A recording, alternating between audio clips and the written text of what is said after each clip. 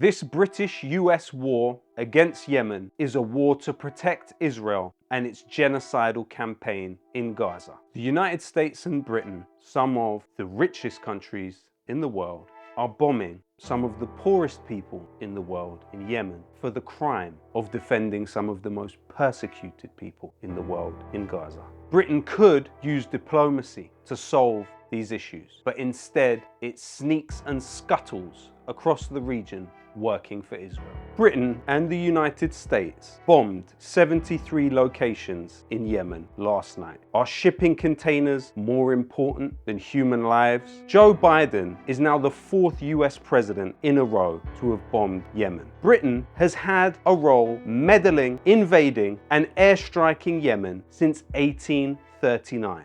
Today we are in a situation where the war on Yemen represents a continuation of the last decade of war in the country. It's believed 377,000 people were killed. 85,000 children are believed to have died of starvation across the last decade or so in Yemen, thanks to the British and US-backed war. During that period, British-trained pilots dropped British-made bombs from British-made planes with targeting help coming directly from British officers. You even had the use of British-made cluster bombs, which were produced in the 80s but are now considered illegal. These were used by British-backed forces on the people of Yemen. The main company which benefited from that war in this country was BAE Systems, with around $20 billion worth of sales to Saudi Arabia. BAE Systems launched an advertising campaign at the time aimed at children, where aircraft technicians, the very aircraft technicians that would be operating on the planes sold to Saudi Arabia to bomb Yemen with, would be reading children's stories. Once upon a time, a father and 2 children lived by a lake, next to a deep, dark forest. We cannot forget that components for the F-35, which Israel is using in its genocidal war on Gaza, are produced in this very country.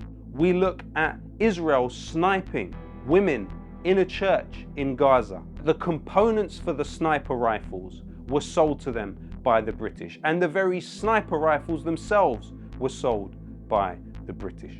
We also are constantly being told that this is about protecting civilian life.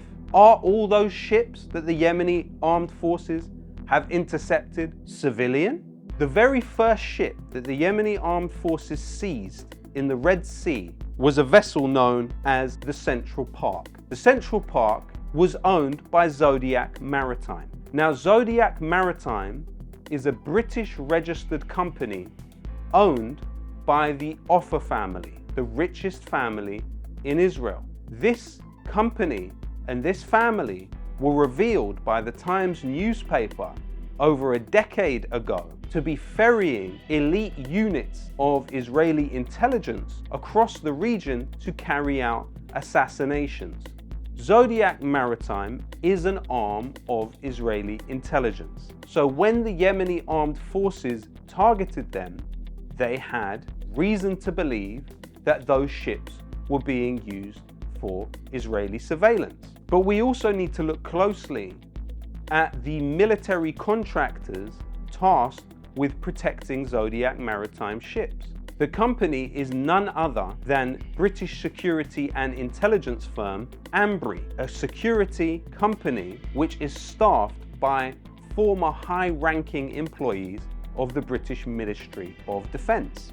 For example, James Hopkinson, prior to working for Ambry, he was the assistant head of counter-terrorism at the UK Ministry of Defence. Another key figure at Ambry is none other than Harry Pearce, previously an operations manager with the British military. So here we have a British company staffed by former British military personnel protecting an Israeli-owned British shipping company which has been reported to act for Israeli intelligence in the Red Sea. This is certainly not the civilian target that Keir Starmer and others make it out to be. And besides, It's a very strange world when we look at shipping containers as civilian targets, but not hospitals, schools, churches, and mosques in Gaza. Countries like Yemen, Iraq, Libya, Afghanistan, across our lifetime have functioned as cash cows for the military-industrial complex. The war on terror, on average, consisted of the US and its allies dropping 46 bombs per day. Do we think that more bombs on a country in the Middle East will bring anything but profits for the worst of humanity? A great man once said, they've got money for wars but can't feed the poor.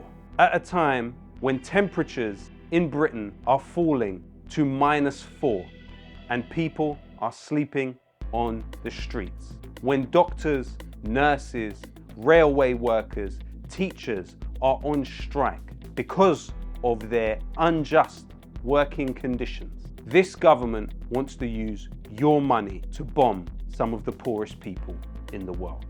We must aspire to be like former British soldier Ahmed al-Batati. In the midst of the war on Yemen, which was leading to a child dying every 10 minutes, Ahmed al-Batati stood outside Downing Street in his uniform and protested against the war on Yemen.